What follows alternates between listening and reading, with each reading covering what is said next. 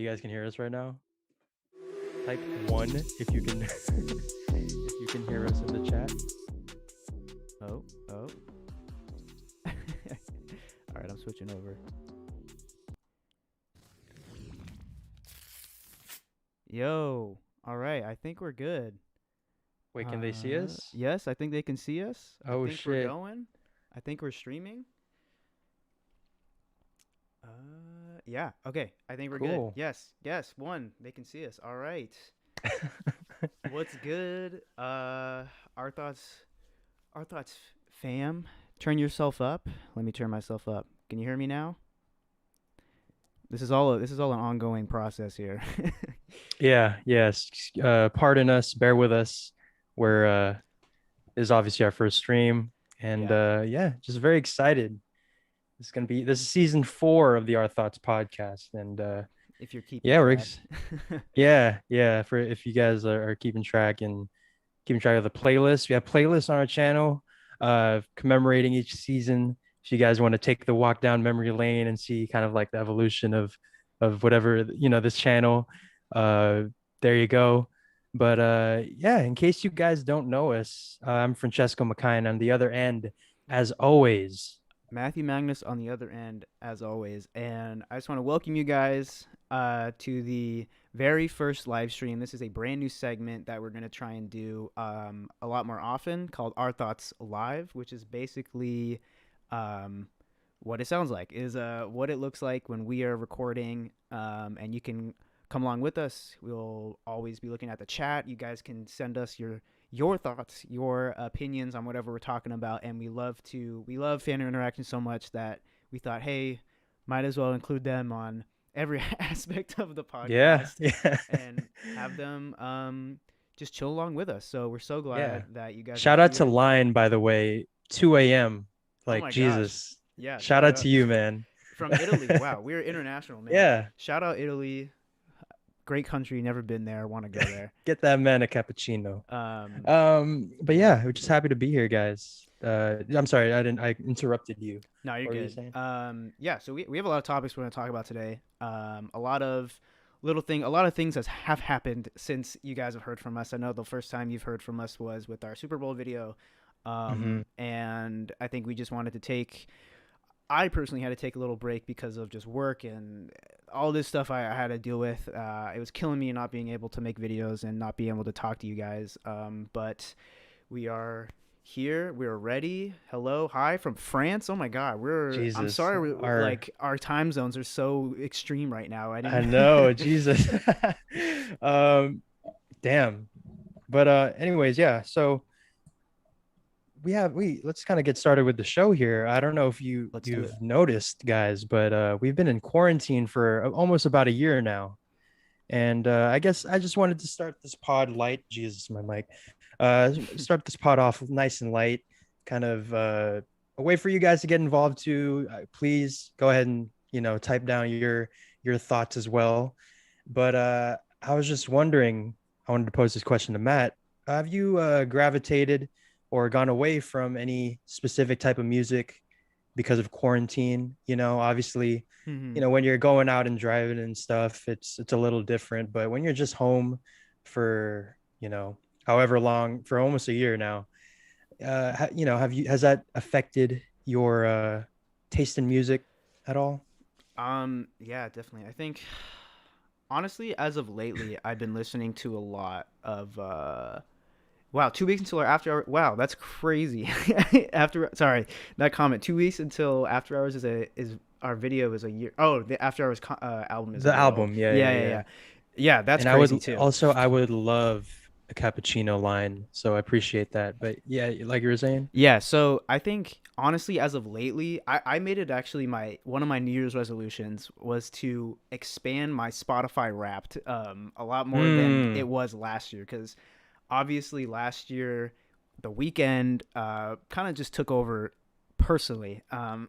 Yeah, just because After Hours, you saw what After Hours did for us, so I still love that album. I still listen to it all the time, but I wanted to branch out more into different genres, into more than just the weekend. There's so much music out there, and so lately I've been doing a lot of Spotify has awesome playlists for like your Discover Weekly or Amazing. Yeah. and I never really took that not I didn't take it seriously, but I never really looked at them because I thought it was like, oh, what does Spotify know? But if I just Hmm. let it go and I'm at home, like what else am I gonna do than just have music in the background? I've been getting into a lot of like really dope artists, a lot of just um more rap. I went into kind of a phase where I was really into um almost like indie rock and like alternative R&B and like Mm. really Yeah. chill stuff. Yeah. And I'm like, damn, I miss my like hard trap or not that, just like different type of rap artists and stuff like that. So I've been getting a lot more into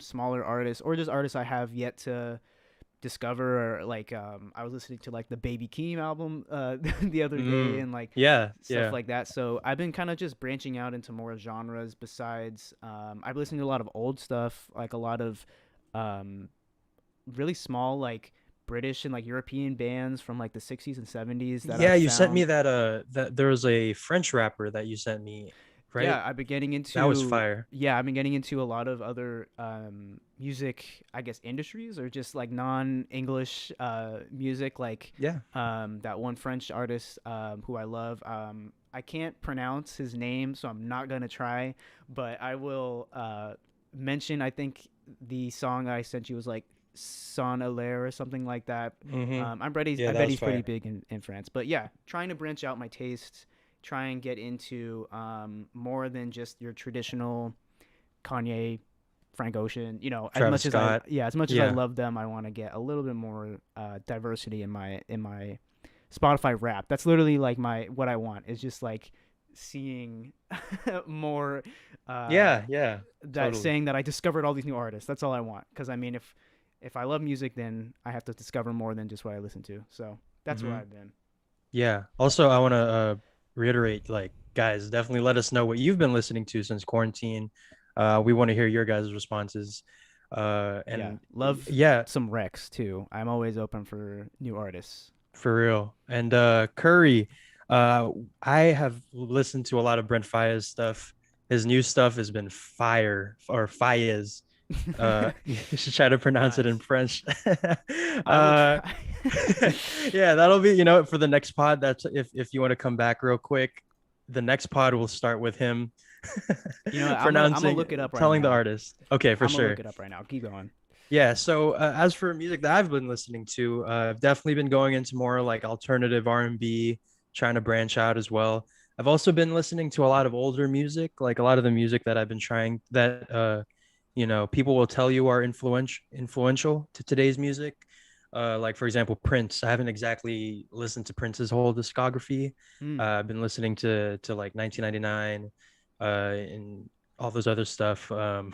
And I've been getting into this weird disco phase. Like I don't know. I've been Really? I've been listening to a lot of like music that if you just plopped it right, it could be because of the weekend, because of like what he did on there. But a lot of here, let me pull up some of the artists that I've I, been listening I've to. also Like, been like listening to like iconic just music artists that I wasn't there for. Like I yeah, think I've been yeah, rediscovering or revisiting a lot of Pharrell's albums from like early 2000s and stuff. yeah. That Um that four count. I remember that tweet that you sent. yes, since That was a then cool, yeah, since cool thing. then I've been like, yo, I love Pharrell. I love everything that he does. Love him as a producer, but I'm like I really never was around, like literally wasn't old Yeah, enough to like yeah, understand like what music was when he was making albums, which is kind of crazy. But yeah.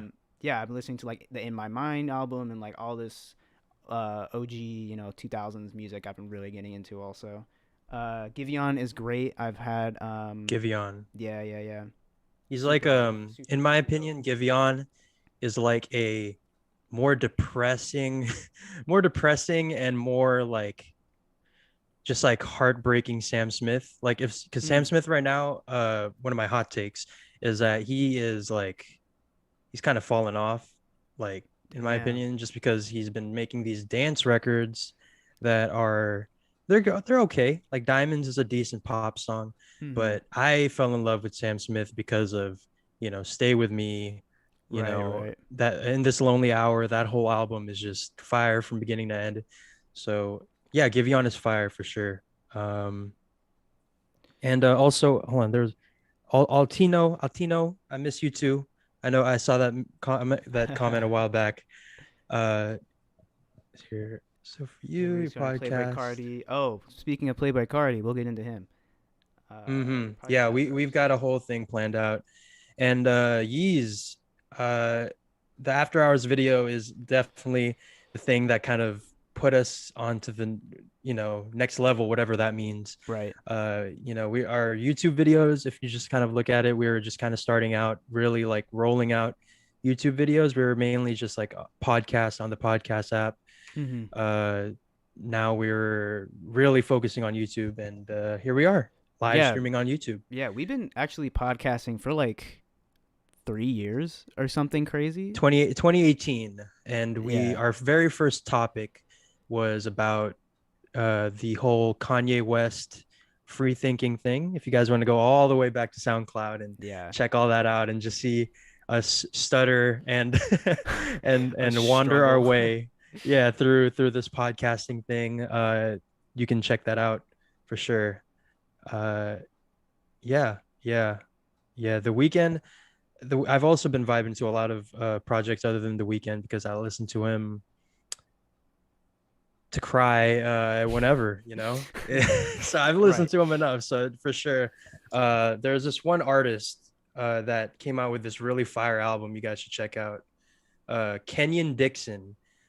That album is just insane. I think I sent that to you the day that JPEG Mafia came out Yes. with their stuff. Yeah. Go check out that album if you love R&B. Um, it's definitely a vibe. Definitely some cool stuff on there. And yeah, I guess we should just go ahead and move on to the next news topic. And Matt, I don't know if you know. What if I told you, right, that there was an artist that hadn't come out in 5 years, right?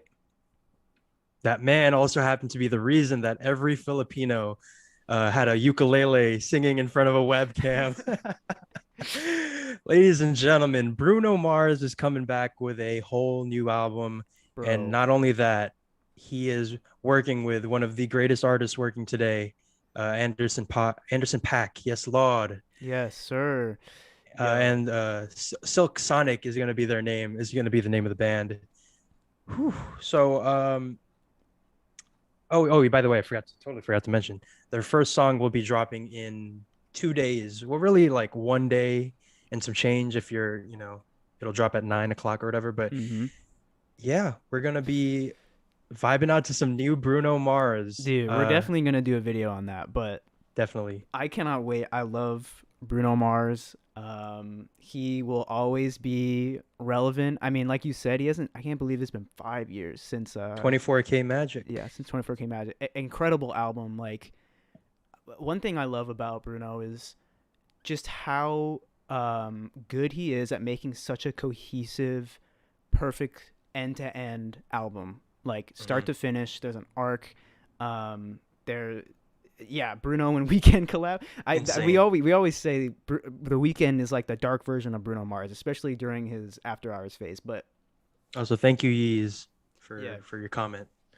yeah. But no, super hyped. I think him and Anderson Paak is like the perfect pairing. They're both. I just don't even know what the sound. I know the sound's gonna be super funky, super Mm, smooth, like super classy. yes, Like I cannot like wait to have that speakeasy back. music right Yeah, there. yeah. I know. Silky hair Uh, music. yeah. Just in case, I'm gonna go ahead and record two different reactions just in case I needed. Wow, that song was great that we just listened to, and then here's one that's like a slightly more negative. Wow, I was slightly underwhelmed with that single. Hopefully the rest of the album is better.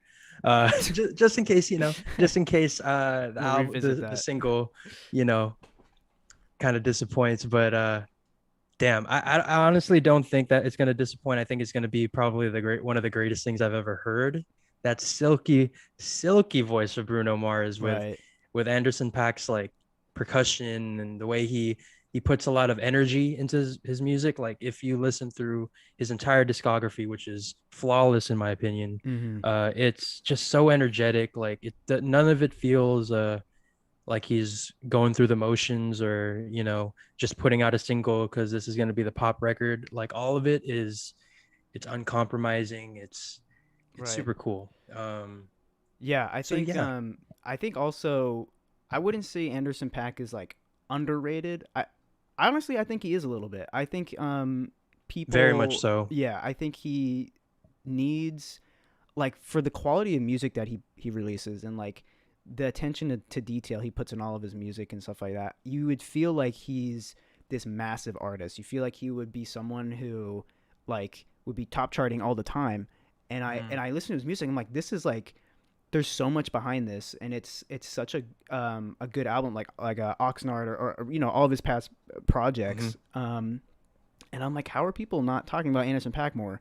And so Yeah. I think um, this is going to be the way for him to reach that level. Bruno Yeah. Mars is one of the biggest artists in the world. I think I saw some tweets about when the single and the album was announced. They're like, Bruno about to fuck up the whole Billboard chart. Like it's gonna be It's whoever's all it's it. all him, Yeah, bro. it's gonna be the entire whenever that album drops. The first 30 slots on Billboard are all gonna be from that album because he just Hmm. like when he drops, and like the world Yeah. listens. So I think having that um, as like a main stage or a way to also uplift Anderson Paak's voice is going to be huge for him, and I Hmm. can't wait to see what they've been cooking up. I think Bruno got on Twitter for the first time in a Yeah. while and was talking about how this is a several years in the making, and they really locked in for this album, and he can't wait to release it. So super hyped about this one track coming. I think that'll be a great teaser into what um,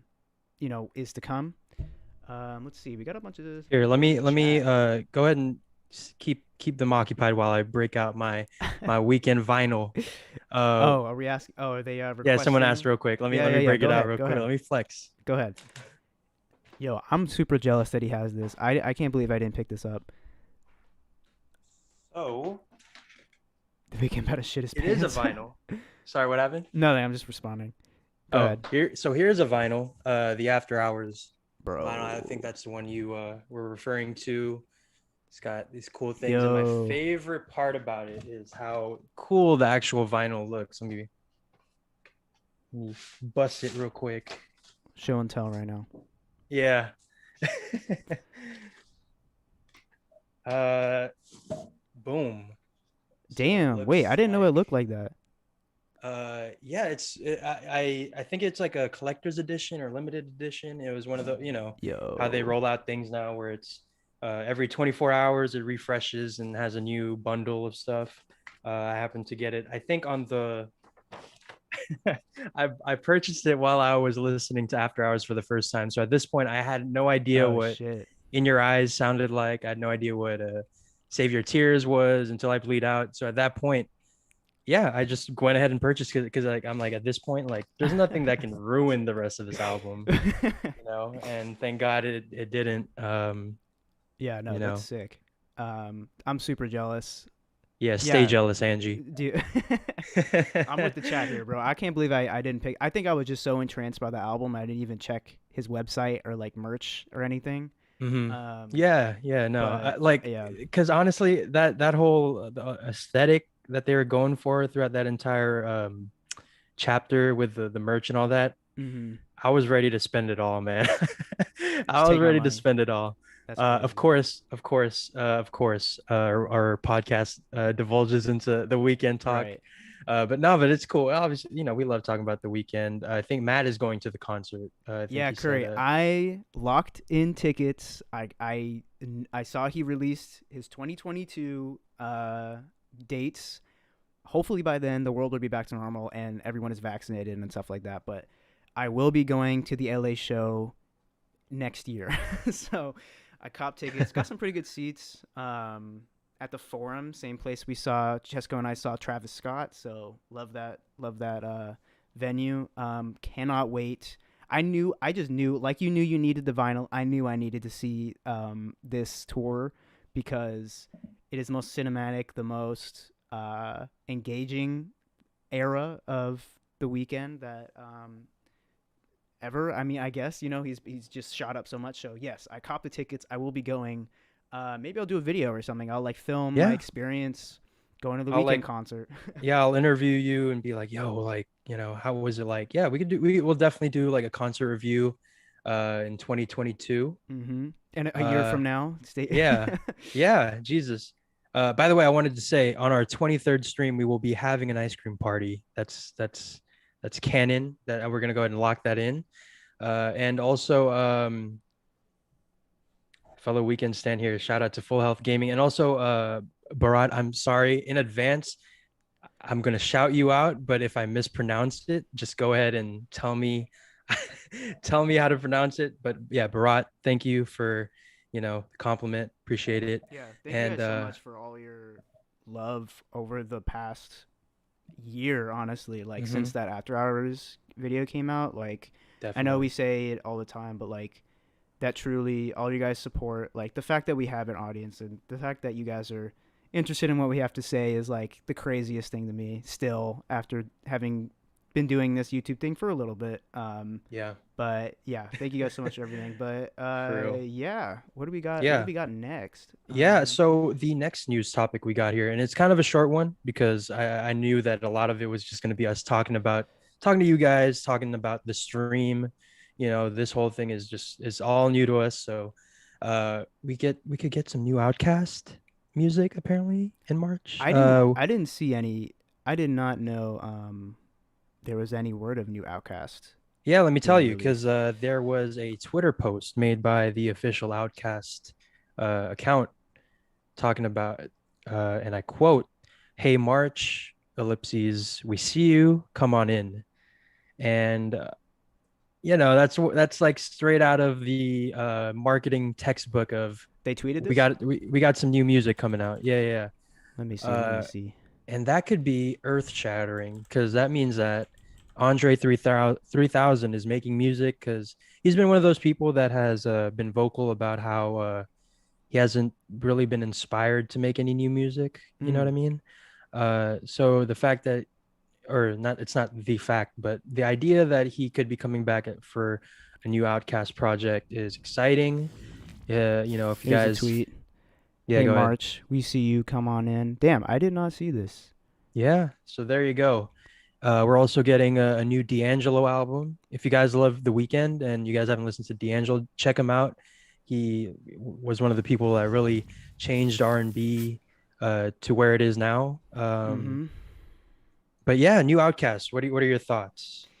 Um, I have no idea. I think this is an interesting tweet, kind of cryptic. Everyone in the comments is like, "What do y'all mean?" But anything from Three Stacks, like anything new, would be nuts. Cause, like again, I've been listening. Like said before, I've been listening to a lot of throwback music, a lot of old Pharrell, and including some Outkast tracks and stuff like that. Some There you go. especially when Daft Punk, split up. I just went down a rabbit hole of just like older, generational music that I wasn't there for, and Mhm. Outkast was among that.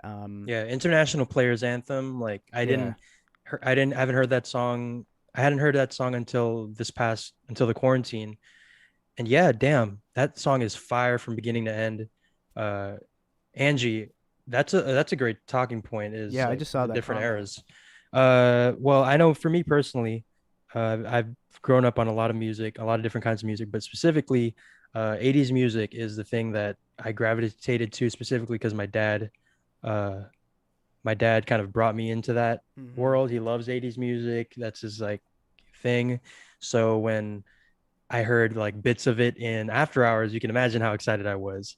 Yeah, so 80s music for me is like the my niche kind of music. That's kind of why I've been going into this disco phase. Mm-hmm.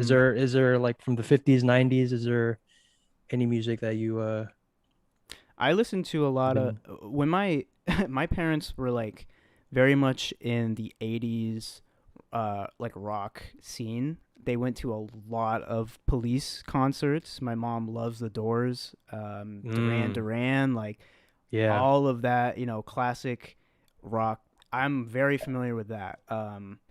Kind of not by choice. Not that I don't like that. It was just what they had on um, all the time, and Uh-huh. so I love that all that that era of music has a special place in my heart. But I think what I did.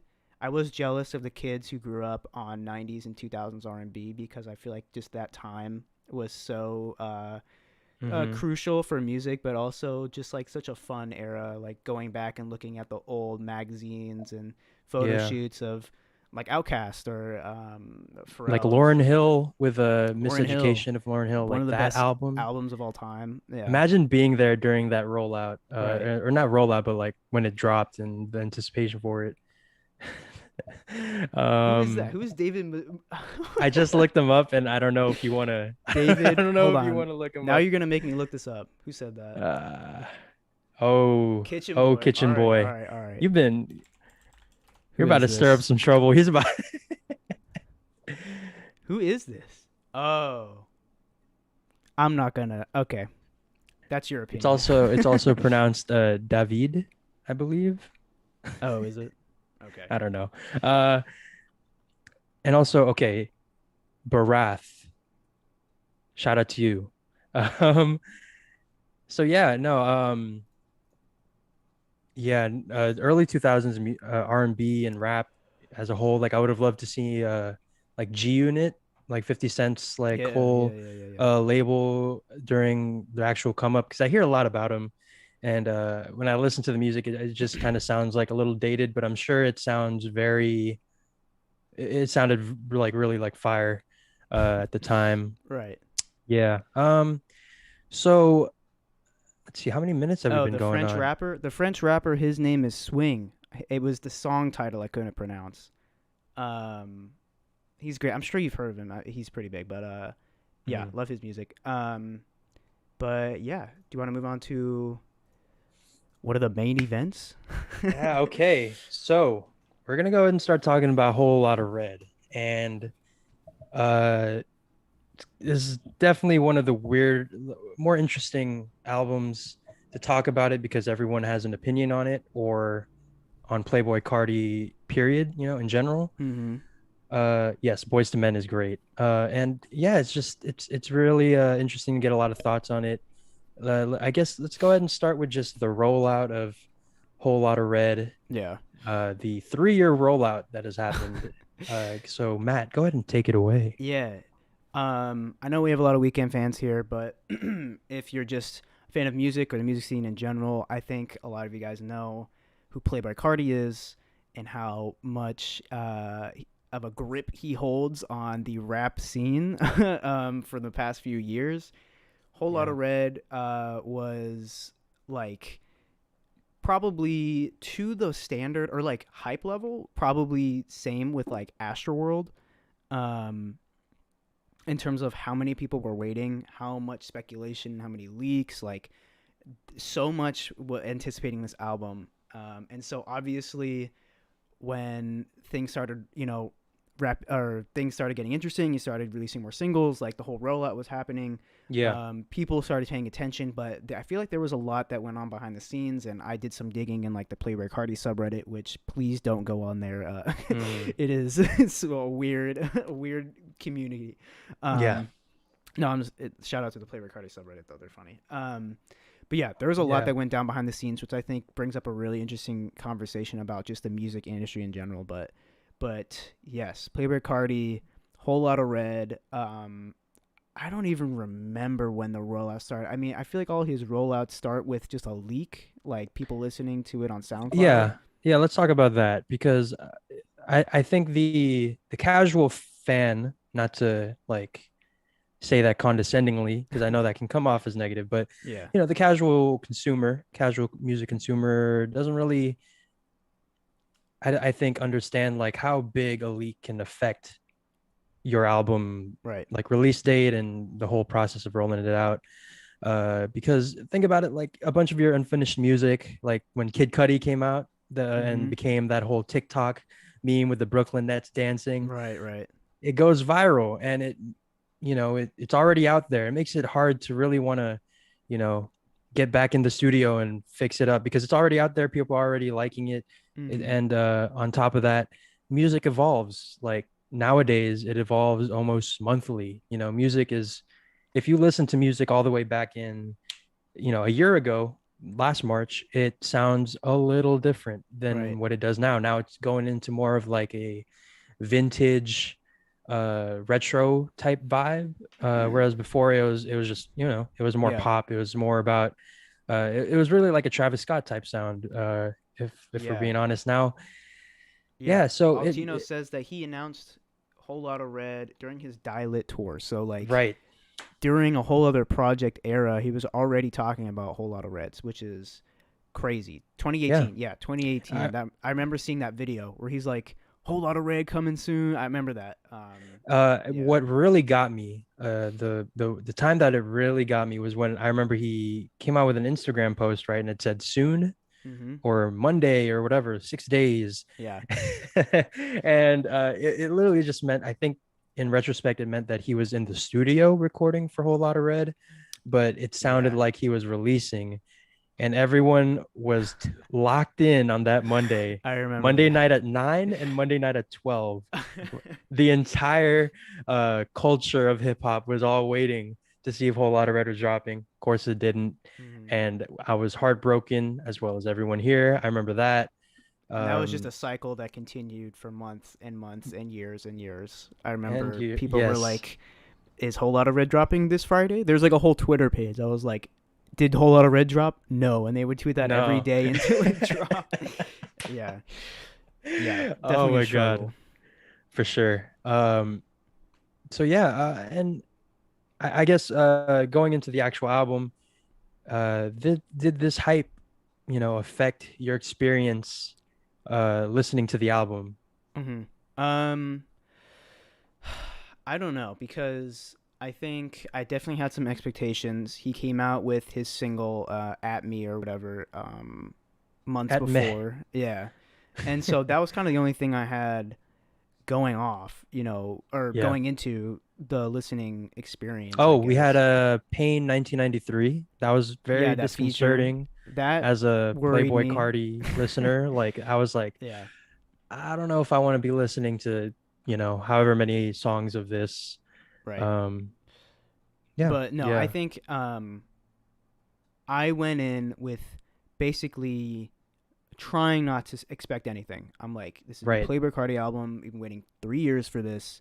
What is it gonna sound like? And I listened to the whole thing, first record all the way to the last one in one night, one sitting. Yeah, same. And I will say that I literally felt like scared after because of like I don't know, the vibe of the whole album is like, vampire. It's like kind of scary, Yeah. and I'm like, it was like I think it was like Christmas Eve, and I'm like at my parents' house, like alone, just in my room listening to the new Playboy Cardi album, and I'm like, and that's not a bad thing, but I actually like a lot of this album. I like a lot of the tracks on this album. I like what he Hmm. did on some songs. I definitely think that it was way overhated in my opinion. Yeah. Yeah. But yeah, in terms of the rollout and everything leading up, it didn't influence me too much. I made sure I didn't listen to any leaks because I hate listening to leaks of albums Hmm. I'm actually looking forward to. Um, so yeah, I Yeah. didn't let that affect me too much. Yeah, I think the key is definitely with this album is you have to come in with the right expectations because because Cardi in this album presents a lot of interesting, innovative sounds. Mm-hmm.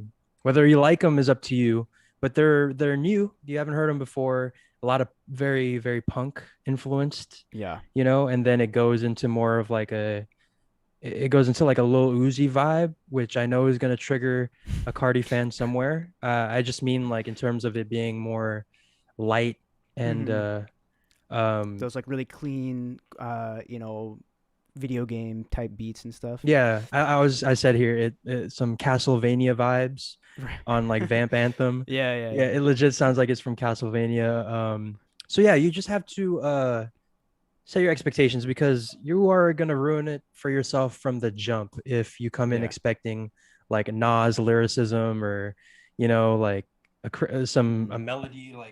melody like Drake would do or something. Like you're gonna be very disappointed because what Playboy Cardi like he unfortunately which I'm gonna get into after we review the album is I worry that he's gonna end up Shyamalaning it, and I'll kind of explain what that means a little later.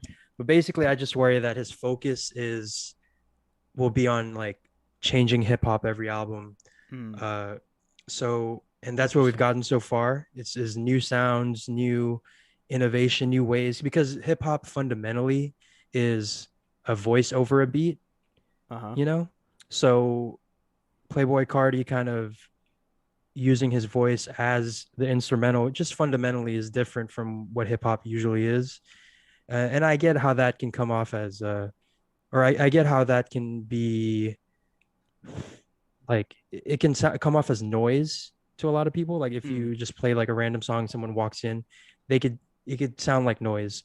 But, uh, but yeah, no, this is definitely a really good album, really, innovative sound. I think that anyone who's like, I don't know what's more annoying is the people who are toxically hating this album or like hating anyone who hates on the album. Like, just like what you like, you don't have to, you don't have to get all weird about how other people's reaction is. Cause at the end of the yeah. day, your reaction is yours.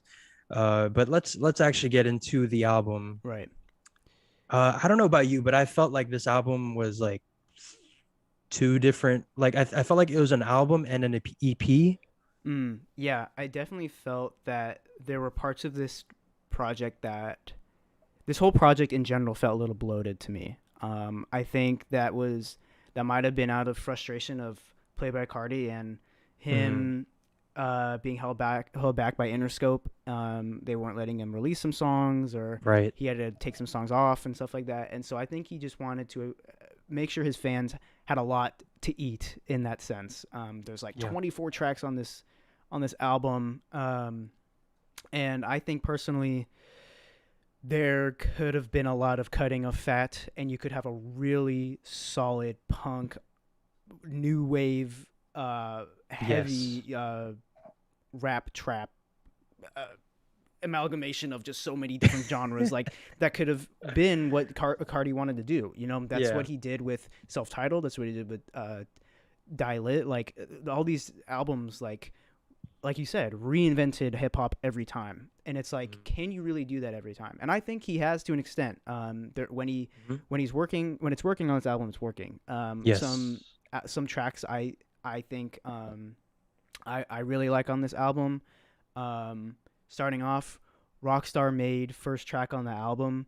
That bass, like that, like distorted heavy bass that he's used in the first like half of the album, I personally really like. I think that was exactly what I was looking for, um, Mhm.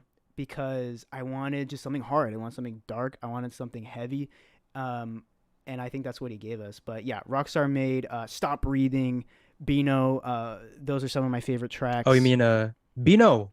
Yeah, Beano. Yeah. uh yeah, the first like half and some change of the album is definitely where most of the innovation and interesting ideas that I was referring to earlier are in. Mm-hmm. For sure, just because it comes, and I think that was a very smart move, is starting off with as abruptly and as Yeah. like chaotically as possible. I think that really puts you in that world. However, it kind of it starts to you start to get desensitized to it after a little bit. Yeah. It's at first you're like, damn, this is hard, and then song 5 comes along and you're like, okay, and then song 9 comes on and you're like, okay, Mm. and you kind of it starts to get a little So what you thought it was like overbearing, like I guess that's just where the where editing a couple songs off the album could have helped, could have took really helped the album mm-hmm. and just make it a little tighter. And because there are a bunch of there like I said, there are three different kind of This album gave three different vibes. There's obviously the punk aspect to it. Mm-hmm. There's the um like Lil Uzi type rap thing, and then there's a third part that's like like the last 8 7 songs. It sounds kind of, it reminds me more of the leaks that we got, like Kid Yeah. Cudi, Pissy Pamper, like that, especially with Place, which by the way, Place is one What's up? of my favorite songs. Oh, oh my bad. uh I literally thought like you froze or something. Oh my god. but yeah, Place is one of my favorite songs, which is in the like leaks type songs section of the album. Mm-hmm. uh but yeah, I think this album, it could have, like you said, could have helped with a little more editing, a little consolidating. The features, what did you think of the features, the three of them we got? Um, I Oh, by the way, Yeez, thank you for coming through. yeah, appreciate you, bro. 2 a.m. Jesus, man, like Yeah, shout out to you. go sleep, go sleep. Yeah. I okay. So feature wise, I'm not gonna lie, I was a little disappointed. I think my least favorite track on this album is Metamorphosis featuring Kid Cudi, which I saw that feature. I'm like, bro, Kid Yeah. Cudi, Playboy Cardi, like let's do this. And I that song just doesn't hit for me for some reason. I think it's Metamorphosis. yeah, Metamorphosis. yeah, I like don't know. Yeah, the it, chorus doesn't really, doesn't engage me. I kind of wish he put in a little bit more work on mm, that hook, because some of them do sound just like his voice memos. You yeah. know. I yeah, that I had the most beef with that track. I was like, Hmm. damn, bro, like, come on, you got Kid Cudi on your album. You could have Fresh put off Man on the Moon 3. right. You could have put Kid Cudi on the album. We didn't even get that leak Oh, I didn't because he even has a like mention verse. that. He has a verse on the song Kid Cudi, and that's been leaked. But I guess I don't know. So I kind Sorry, of guys. that kind of sucks that we got this instead. Yeah. Again, this is just my opinion. You guys can love the track, like all up to Hmm. you. But Yeah. yeah, I think in terms of features, the Kid Cudi song with or Kid Cudi feature, that didn't really work for me. I actually really like the Kanye West feature. Mm. I wish Playboi Carti had more of a presence on his own track on that one, but Hmm. that reminded me of just like classic Kanye for some reason. Just the weird lyrics and like his tone of voice and his flow in that one. So I really enjoyed that. It reminded me of his feature on that Travis Scott Lil Uzi song Oh, that came out before Astroworld. watch. Watch. Yeah, Oh in yeah terms of yeah yeah just his yeah flow, his energy, it comes out. He showed up to rap for sure on that one. I yeah. think he That's definitely true. killed that one. That's a good comparison. I think in terms of like I don't know. Kanye has a lot of different flows, and that one's a little more like his like when he's trying to be in the bag kind of flow. You know what I Yeah. mean? Yeah. But yeah, that's a good comparison. Curry, I would definitely recommend the album just to listen to it and see what your thoughts are on it, and just kind of I think I would definitely recommend it, but like I said, just come in with the right expectations of listening to it for like the sounds, Hmm. the different production and the hooks, and don't come in looking for like some lyricism or meaning or anything like that. It's very good. It's very interesting. Just don't ruin it for yourself. Yeah, I think Yeah, that's not really what Playboi Carti is known for in terms of he's not like he's not like a Kendrick level at all. Really, at all. he No, even no. mentions this in one of the tracks how he doesn't write raps. He writes poems or something like that. In terms of like Yeah, it's very the lyrics are very stripped back, but yeah, I would recommend listening to Whole Lotta Red just so that you know your own opinion on it yeah, yeah. and what you think. I recommend just listening to music in general. Like Mm. if it's getting a lot of hate or if it's getting a lot of hype, Check it out. I'm gonna check it out. So Yeah. form your own opinion. Let us know. You know, you can DM us your thoughts on it later or Hmm. on whatever next stream is. But yeah, I definitely recommend Whole Lot of Red. I think there's some really strong songs on there. I love. I mean, Let's see, New Neon. Oh my god, I played that song over and over and over because I love that song so much. Yeah. Feel Like Dying, I Love You, I Hate You. Honestly, in my opinion, um the second third of the album is my favorite, but I do like maybe 1 to 4 songs from the beginning. Mhm. um yeah, what about you? Like, what in terms of, it does feel like 3 separate albums in one, but like, do you like the more hard punk section? Do you like the leaks? Do you like the I guess more upbeat, like you said, Uzi type tracks? Like, Yeah. yeah, which Um, did you kind of vibe with more? I find myself listening to the first half of the album a lot more, not necessarily because I like it, because I just like listening to it. I like checking out, what some of the it's definitely, like I said, the most innovation-ish, like new sound area of the album. So I Mm-hmm. definitely love checking that out just to see, what don't I like about it? What do I like about it? And just as a heads up, I don't really like punk music at all. So, but I do like listening to that part to see how it is integrated. As for what is my actual favorite part of the album, I would probably lean towards the later half, or later like third of it, Mm-hmm. because I did really like those initial leaks that we got of, I mean, namely one is Pissy Pamper, Right, right, and right. I just fell in love with that song. I was waiting for it the entire time. Uh, yeah, that's why I'm kind of glad that I'm low key glad that we didn't do this podcast at the time of Whole Lotta Red really dropping, because Oh, so you're glad you like sat on it for a bit? yeah, because I was really expecting a lot of different, like, so I was expecting something different, Mm. but once I was able to kind of take that away, the hype away, and just listen to the album we got, uh, I really loved it, or not really loved it. I really liked it. I Yeah. really liked it, like as Some. recently as a week ago. Oh shit. Okay. Yeah, yeah, yeah. I'm serious. Some comments. Great takes, King Mike. I give it a 7 to 8 in my opinion. Love how left field it was and the risk Hardy took. Yeah, I think that's what I love about it too. I love how different it is. I love how aggressive he got. Definitely so different from his other projects. So Yeah, yeah, I think that's a reason to like it too. Is just how yeah, different it is. Because a lot of people, that's a reason to hate it. Is like, it's so different. It's so, they were just expecting yeah.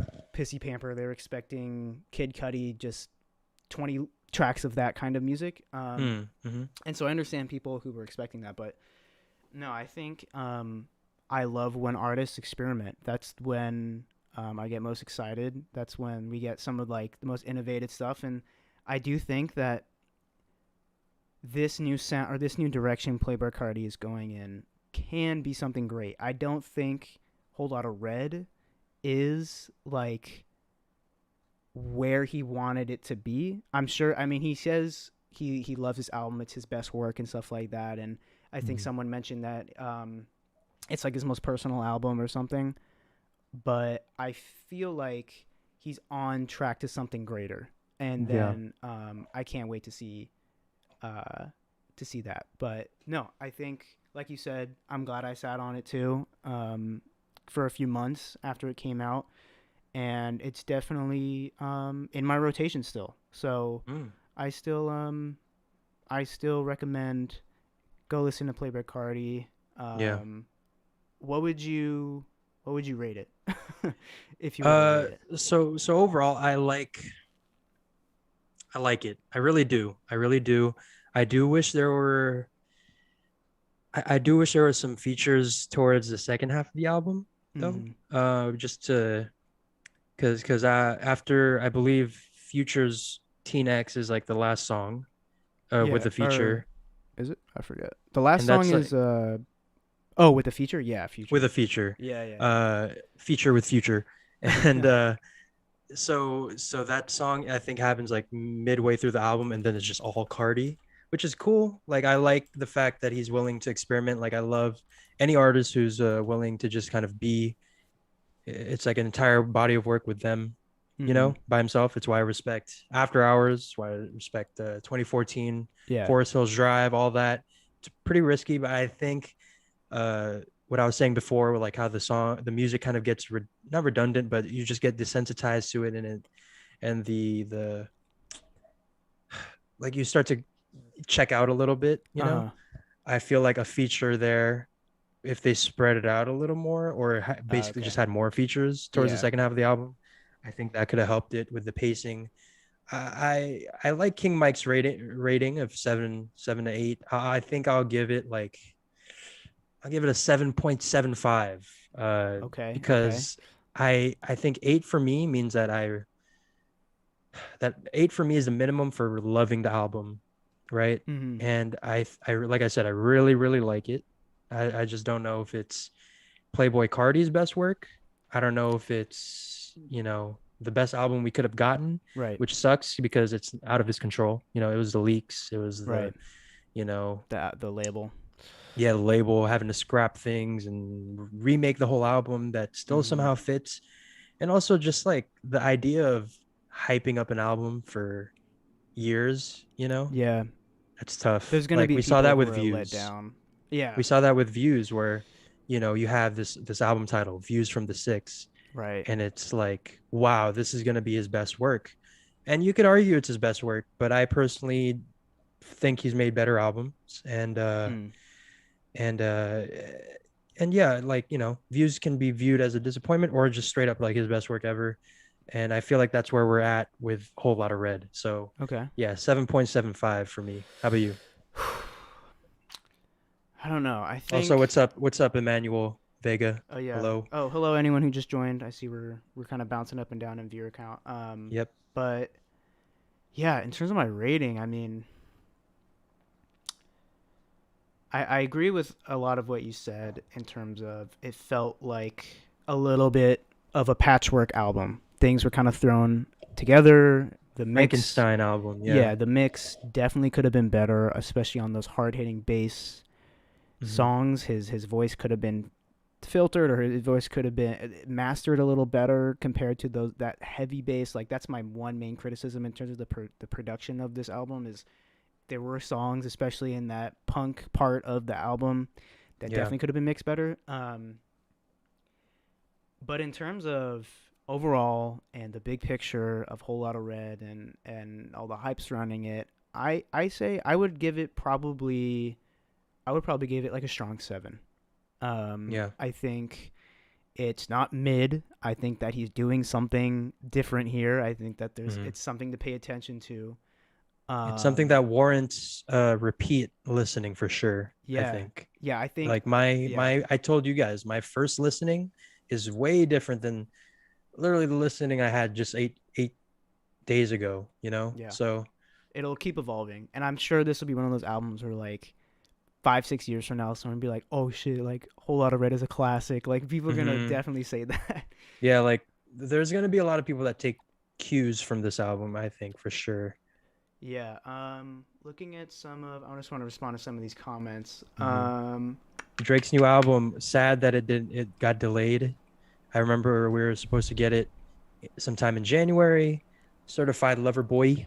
Yeah, he Uh, released some sort of statement, right? Of it was just getting delayed. That was it. he got a knee injury. He tore an ACL, I think, while playing Right. basketball, and he Right. wanted to get physical therapy and really be able to perform it. Or I don't even know if he wanted to perform it, but I might just be putting words in his mouth. But I know it was the injury that really took him out. Drake Drake really thinks he's like KD or something. Like he's got he's gonna be Yeah. like he's gonna have a press conference like, I'm gonna use this as time to, really evaluate what, my game so far, and I wish the team luck. I'm gonna be there on the I'm just stands. gonna Like take it one day at a time, yeah, and just yeah. see where we are from there. Yeah. The rap games, like everybody like pray for Drake, like Favorite career Drake. on the line. Yeah.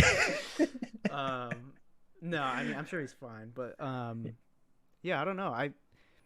I've really heard nothing about that album besides what he said. He said that it's going to be hated like Views was at first. So that's interesting. Interesting. Yeah, that is Yeah. interesting. I wonder if that means that he's gonna go even softer than he's gone before, like with the music that we're about to get. Like if that means we're gonna get like really into R&B Uh-huh. Drake. So that's the most light Right, skinned thing I've right. heard. Y'all are Yeah, hilarious. Here, I like this question by Knight Vanny. yeah. Have you heard about The Weeknd working on an album during quarantine? We've actually, yeah, we've heard some stuff about that he's working on an album, right? What do you think about that? I have heard that. That was a little bit ago, but Yeah. I don't know. I was surprised. I was like, "Whoa, you really just gave us a whole era, and you're already making more music." I'm like, "Bro, Yeah. yes." I think.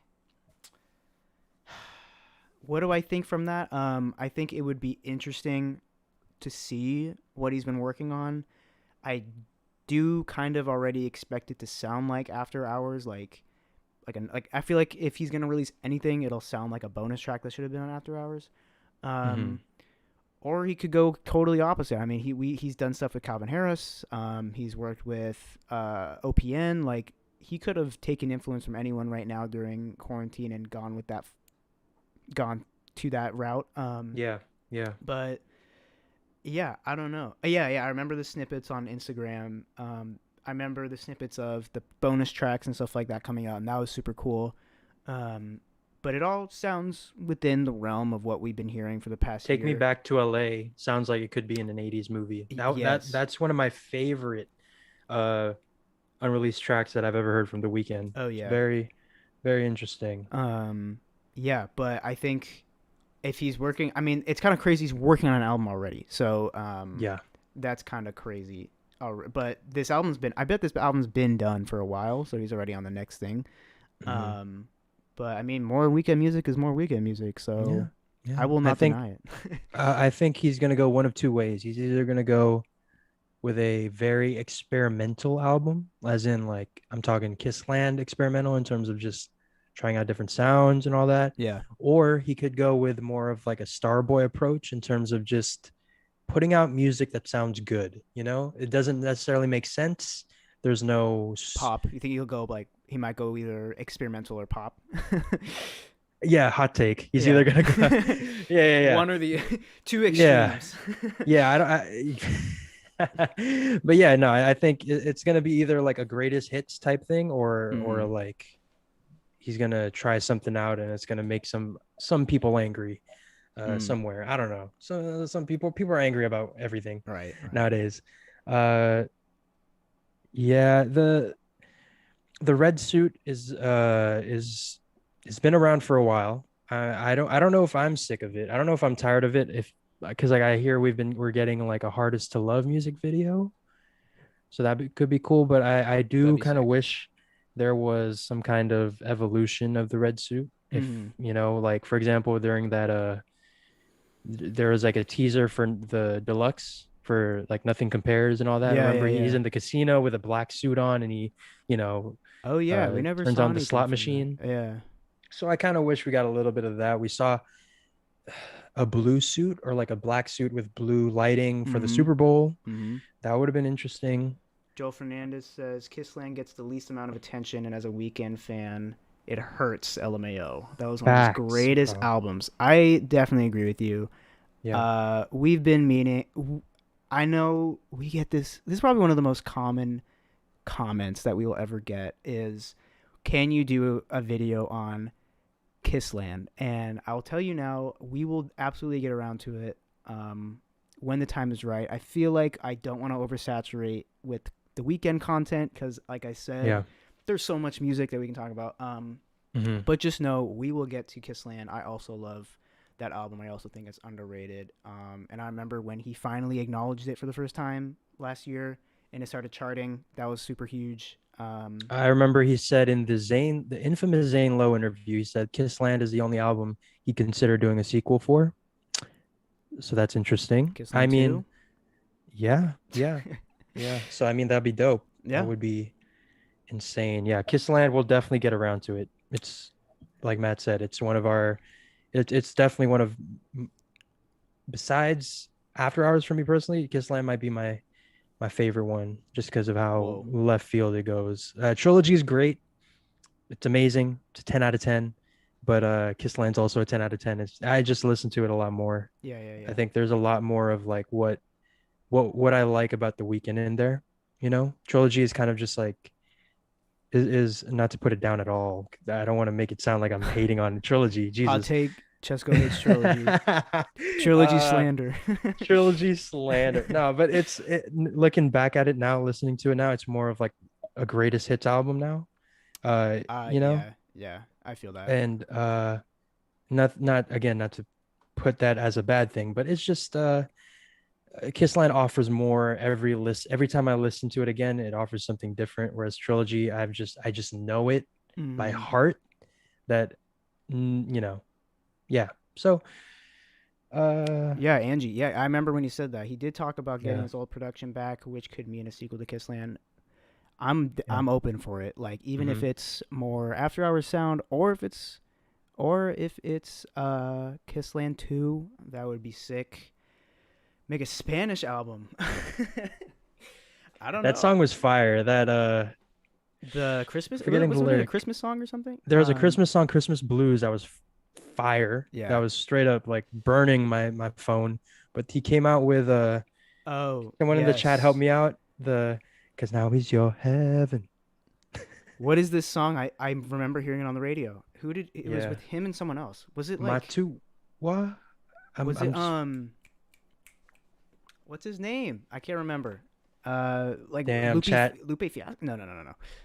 Lupe I Fiasco. don't know why I said that. A weekend Lupe Fiasco collab would be interesting to say the least. Yeah, if you guys can let us know what that song was, I can't remember for the life of me. But no, that'd be cool. Yeah. Remix with yes, that's thank you. Okay, Yes, Maluma. Maluma, thank you. Thank Yeah, you. that Thank you. was And thank you, Kitchen Boy. yeah, Appreciate it. that was a cool song. And Um, I would be down for a Spanish album. Uh, so yeah, wrapping up Whole Lot of Red. Uh, how do, I'm telling you, this is just constantly gonna go back to us being a weekend podcast, and then I we're know. like, oh, It's okay. It's no, no, okay. no, I love it. I love talking about the weekend. Don't get it twisted at all. Yeah. I love talking about the weekend. But yeah, strong sevens from us. Anxious to hear what you guys think in the comments. If you guys are watching this after the stream, Mm-hmm. let us know for just like dog shit crazy, or if we're missing something, let us know. That'd be dope. And now we want to talk about a phenomenon that has been just recently happening Mm-hmm. is the idea of deluxe albums. I mean, it's not a new thing. We've gotten it before, but there's been a lot more. Wait, oh shit, I forgot. I totally forgot to circle back on the Shyamalan thing. So let me get back to that. So sorry, deluxe albums. We'll talk about that in a second. So Shyamalan. This was a thought that I had when I was just stoned out of my mind. So Bruh. I'm going to operate as if this is a safe space. This is his space. Yeah. So by Shyamalaning it, I'm obviously referring to M. Night Shyamalan, who is a film director, uh, and all you '90s babies out there, you guys are gonna feel hella old because I'm about to put some backstory, and you guys will see why. Uh, so in 1999, Sixth Sense came out, a movie called Mm-hmm. Sixth Sense, and it put M. Night Shyamalan on the map because of this, giant twist, which is that, Bruce Willis had hair once. No, I'm just kidding. But it's that a kid can see some people or something. Yeah. And then a year later, he came out with Unbreakable, which is, you guessed it, also had a game-breaking twist that some people are super strong, but then we find out in the sequel 20 years later that they're not. And so yeah, the main takeaway of this point right at this point is that M. Night Shyamalan decided that he had to have a twist in literally every single movie he'd make from that point on, right? Yes. Now, how does this relate to Playboy Cardi? Playboy Cardi's self-titled album kind of pushed hip hop towards being formatless. It's not just verse, chorus, verse, Right. verse, Right. chorus. And also, like I said before, just fundamentally, hip hop. Playboy Cardi, what he's doing is different from what hip hop usually is. Hip hop is a voice and bars on a beat. Meanwhile, he kind of utilizes his voice as like an instrument, with the ad libs and what have you. Then Dalit took that and injected it with steroids, right? And it again, it changed hip hop as we know it. But so all that to say, my main worry is that he'll be focused on his singular focus when he comes into doing an album is that he will be worried about changing hip hop or adding something new or doing something different, as opposed to making a good album, you know. And unfortunately, it's been working so far. He's been making great albums, but I worry that it might turn gimmicky, you know, Mm, like for, you know, this is his third studio album, right? He came out with, and M. Night Shyamalan's third big movie was Signs, which is yeah. one of his most polarizing works. It's arguably his most polarizing movie, and which is kind of where we're at with a whole lot of red. So I'm worried that he will go I see. in that Okay. direction of, you know, as time goes on, his albums will be seen more as like a gimmick, I was gonna say like getting like too the far sum of the into the gimmick of it. parts. Okay. Yeah. Right, the sum of the parts don't exactly equal a good album, Mm-hmm. more or less just an interesting album, Mm. you know. So I don't know, what are you guys' thoughts? What are Matt's thoughts, and I want to get your guys' thoughts as well. I'm sorry, I'm like pointing at my phone because like that's where I'm reading the chat, but I want to hear Yeah. your guys' thoughts. Yeah, Yeah. I That's interesting. I think that's definitely that would be the unfortunate event if he got too obsessed with changing his sound that he loses his authenticity and was more focused on reinventing the wheel every time, which is something that's really hard to do as an artist. yeah, I think I think he'll be fine. I think he has the right idea, especially with this album. That's why I gave it a 7, is because I knew that there was vision behind it. I knew that he wanted it. Um, mm-hmm. It was a big swing. Whether or not you thought it was a hit or miss, that's up to you, but it was a big swing. yeah, yeah. I think my only concern was the label, the leaks, everything that brought this project down. I think if that didn't happen, we would get a much more cohesive album. We would get a much more focused. Like Colby B said, he wanted to trim the fat. The fat would have been trimmed. We would have gotten a clean 18, 17 track, just like Die Lit, and it would have been great. But I think there were so many factors that he might have lost sight, or he was just trying to get back onto that wave so Mm. badly Yeah, yeah, that he was like, no, it has to be vampire, it has to be punk, it has to be its whole lot of red, like it has to hit. And I yeah. think people were like, no, we want the leaks, and then the people were like, no, we want the punk, and it's like, shit, I gotta please everyone. It was just a conflict of interest, like on Yeah, multiple fronts. Yeah, yeah, for sure. and Yeah, I think I'm sure Playboi Carti has learned a lot from the release of this album and making this definitely. album, and so that's why I'm excited to see where it goes. I Hmm. don't think he'll M Night Shyamalan it, and I mean M Night Shyamalan has some good movies, all He right, like, has, yeah. No, and and yeah, also not to say, when I mean Shyamalan, I don't mean that every every album is going to end with a twist or yeah, that every album is going to be like bad, because M Night Shyamalan, like you said, has put out good movies since, you know, since the obvious ones like yeah, Sixth Sense and Signs. But yeah, no, my worry is just the process of making the album will result in less than yeah, satisfactory work eventually down the road. But then again, it could go the other way where he is innovating so much that we see him as like a modern day Prince, you know? Like who knows? Like he might make five great new yeah. innovative albums, you know, from this point on. You never So know, but yeah, I'm open to it. I'm I excited. He think could just retire. he And could just that would be retire. just so sad if Uh, he just retired after this, because yeah, I feel like it's there's so much looking really good. potential. Yeah, Yeah, but yeah, yeah, for those are my sure. thoughts on that. Yeah. So thank you everyone. Thank you Matt for indulging in me for a moment. So yes, deluxe albums, new trend, and yeah, real quick before I kind of get into a spiel about, you know, the three different types of deluxe albums Mm-hmm. that there is. Yeah, like what are your thoughts on this phenomenon? We're gonna get your responses, some of the responses we've gotten on our YouTube and Instagram Yeah. in here. But yeah, what are your thoughts on kind of this evolving, this new notion that's just becoming very prevalent nowadays with every single big Mm-hmm. mainstream album? Yeah. Yeah, like Chesco said, we put out some polls. I put out a little post on the YouTube community tab. By the way, check out that community tab. We talk to people on there. We're gonna be asking a lot of polls, a lot of I got your guys' opinions, and we'll take those opinions and talk about them here, like what I'm gonna do in Yeah. a few minutes. But yeah, personally, the deluxe album I think has gotten a little off track. I think the even just calling an album deluxe means something different now. Yeah, Especially definitely.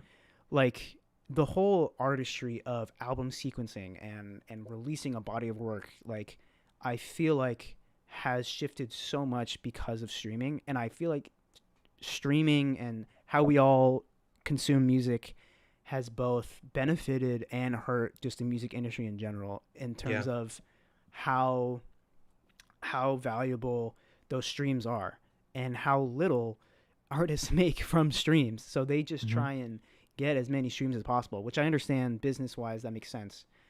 But Also, yeah, the lifespan of an album is so much shorter than it used to yeah, be. Like now it's like if an album comes out, right, a week later, people are already looking for the next thing, or people are already right, asking you like, what's next?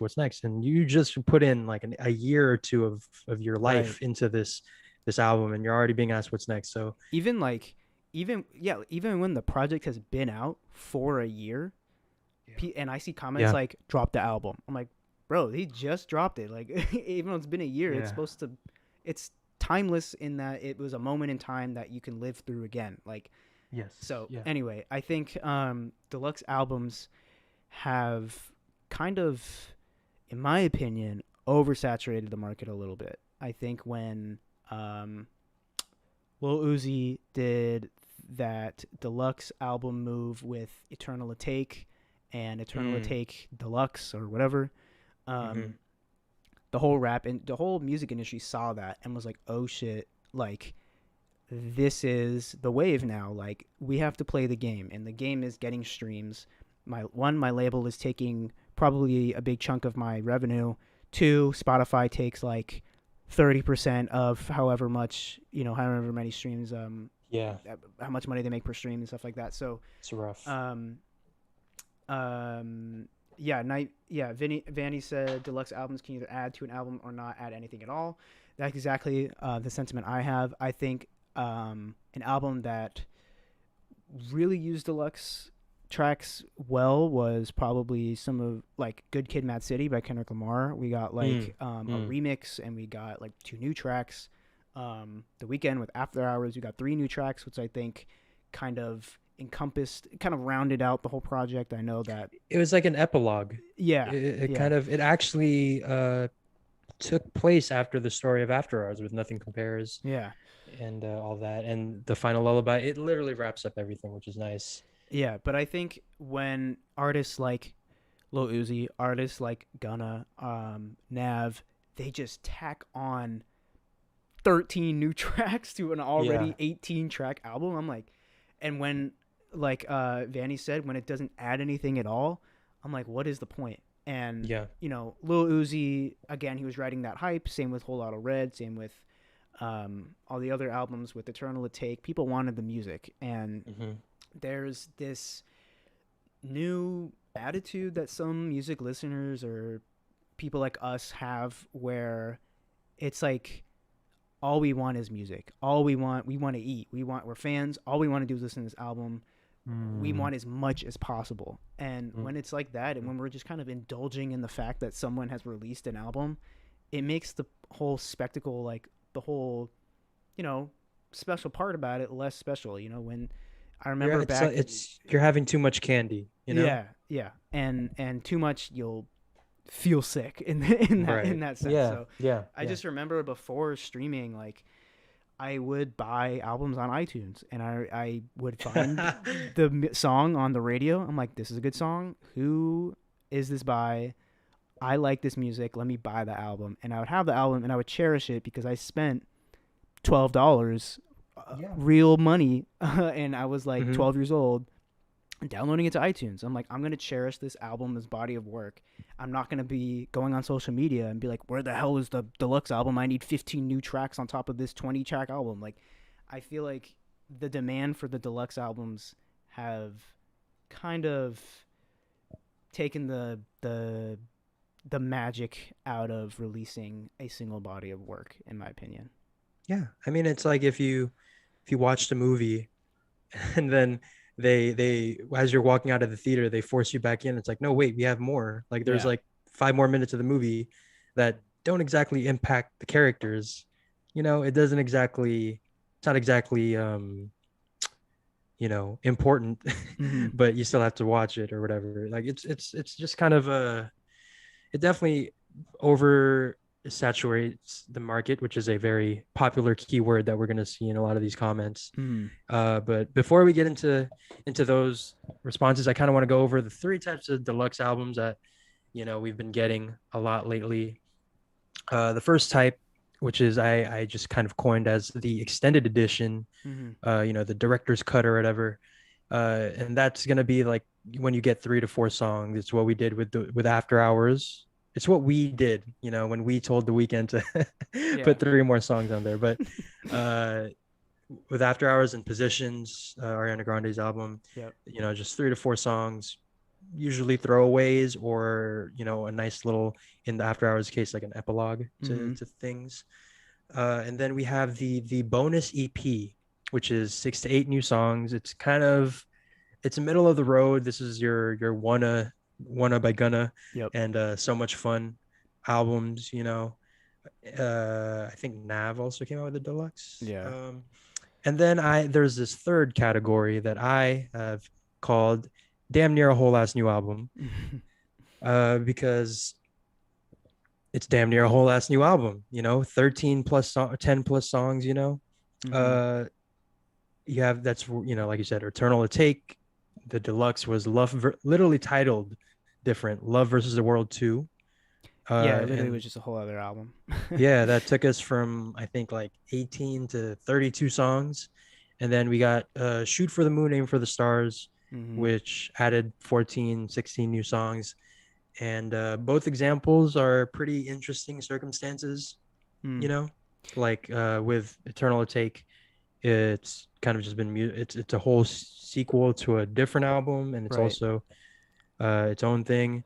And then Shoot for the Moon, Aim for the Stars is, it's probably just like a lot of tracks that they recorded before Pop Smoke, unfortunately, uh, was taken from us. So, Shoot for the Moon is definitely not like a bad thing, because Yeah. we'll take as much music from Pop Smoke as we can get. But I don't know if you know this. This is going to be Matt's reaction to this, Okay. hopefully. Do you know that Pinata album with Madlib and Freddie Gibbs? Yeah. The deluxe of that album has 83 songs in total. You guys can go ahead and look that up on Spotify. Looking it up Billa right Billa, now. shout out to you from Montreal. Appreciate it. With Freddie Appreciate the Gibbs, love, right? man. Yeah, with Freddie Gibbs, Pinata. You guys can check that out as well. 83 songs. It's like a bunch of remixes, a bunch of instrumentals, and yeah, that kind of Bro. it. This is a 4-hour album. Oh, okay. It has all the instrumentals. Okay, I Yeah, understand instrumentals that. and remixes, and I'm sure there's like some like techno dance stuff, lo-fi remix. I'm gonna just put this on a car drive on a long road trip or something. You'll be Shit, man. some of the comments. Kitchen Boy says like post credit scenes for Marvel, they have post credits that actually add to the story. Yeah, I was gonna say the exact same thing. Mm, In terms of the way that it should be done and the movie analogy. Like I think Marvel does it right, where the post credit scenes, people wait for it because they learn something new, and they're hmm. like 2 minutes long. So And yeah. it teases the next thing, which is a lot of which deluxe tracks just Mm-hmm. fundamentally don't, because uh it's this album. They don't want to Right. tease the next album, like when I'm not even sure they have it conceptualized at that point, Right. for the most part. Colby says it's the same thing with streaming services. The shows are more popular than the movies because you have more Yes. quickly. at a similar budget. Yeah, exactly. Hmm. I know the other day my roommate, he premiered his short film that he made, and people were like, "Can't wait for episode 2." And it's like, Yes. Yeah. he's like, "Episode 2? This is its own thing, its own standalone thing." So I think people, Colby, I think you bring up a great point in that we are so used to the weekly updates. We're so used to the new episodes that come out every week, and we're like always consuming more content. And I think this is just another um, result from that. But yeah, did you want to show some of the Yeah. comments here we got?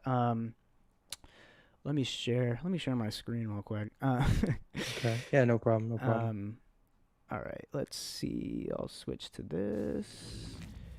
Okay, so I posted this poll a week ago. I said, "What are your guys' opinions on the rise of the Deluxe album? Rappers have been using this as a way to release basically two albums at once to get their streams up. Do you see this as a smart move or oversaturating the industry?" So a lot of people, we had a lot of votes. We have 158 votes, and overwhelmingly, people said oversaturating the industry, not worth it. So that I thought was interesting because I thought the majority of people were like, no, more music is better. Yeah. But some comments here, Goes to show how intelligent the consumer is. People, exactly. companies will try to act like they need to cater to them or pander to them, but no, Mm-hmm. they'll catch up with it. They'll Yeah. catch up. Yeah. Gusto here says, I mean, some of the bonus tracks are nice. It's nice to get some extra songs like on the After Hours Deluxe album, like we said.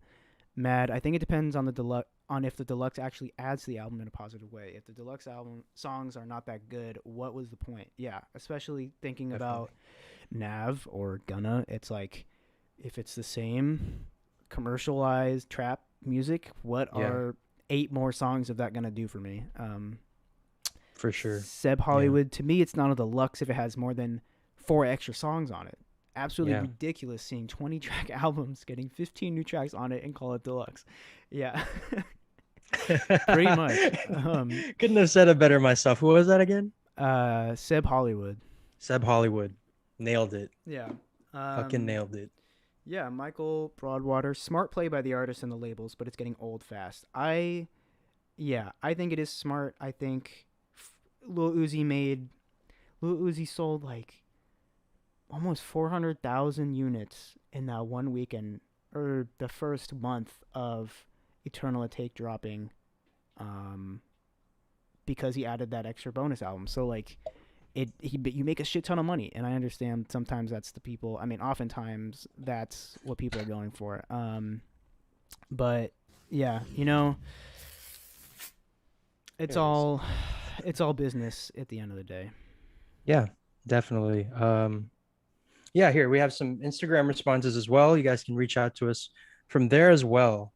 My guy, the Music Lord, love him. He's Shout out to one of the him. homies on him. One of the best Instagram pages if you guys are looking for, top five stuff or analysis on some music stuff. One of the coolest, chillest guys you'll ever meet. He feels mixed about this. Sometimes it's too much. Sometimes it's great. That's pretty straightforward. We got Bry_Keb. I think they should be dying soon. No reason for a 6-track deluxe when it could be an EP. Hmm. Definitely agree. And here, hold on. I have one more response for you from, sorry, Major is Music. Deluxes are really good for getting B-sides, unreleased material, and remixes that relate to the album out there. But I feel like it's definitely becoming more common now just to release a deluxe just to bump up the album sales again. Mm-hmm. For sure. Yeah. Yeah. It's definitely there's an ulterior motive to all this.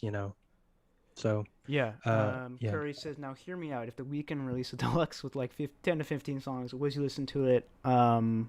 Absolutely. Of I would course. listen to Yeah. that. It's not that we wouldn't listen to it or we don't support the idea of a deluxe album. It's just that a lot of the time I feel like you want to leave your consumer or whatever. Oop, there's my Doge. Uh, but a lot of the time you want to leave your consumer wanting more, Yeah.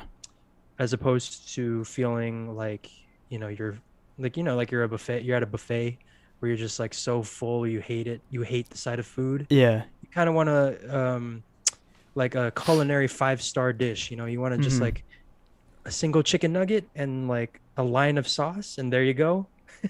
Mm-hmm. It's great stuff. Leaves you wanting more.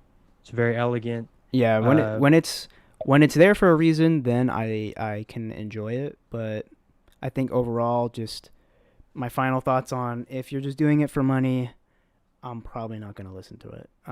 yeah, and we can tell. Like I Yeah, said, the average consumers, you know, they're smarter than that. yeah. Yeah. Uh, one thing I was thinking about along the lines of a deluxe album is I was wondering like why artists don't make more sequel albums. And I'm not talking about like Mm. Blueprint, like the Blueprint series or Music to Murder to, like in Mm-hmm. terms of like it just being like a mixtape series or like the Carter Five and all that stuff. I'm talking about like thematically, if you want to stay in the world of a specific album, but still kind of grow it and mature it.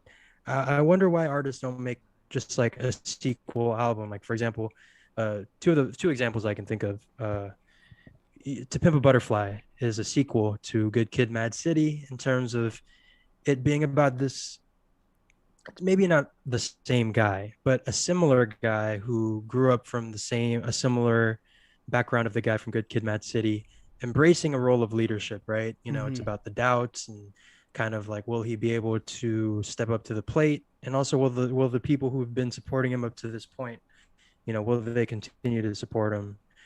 And then you have Circles by Mac Miller, which is a sequel that completes the loop of swimming. It's, swimming in circles. Yeah. Really great concept as well. I just wonder why. I want to get your thoughts and other people's thoughts.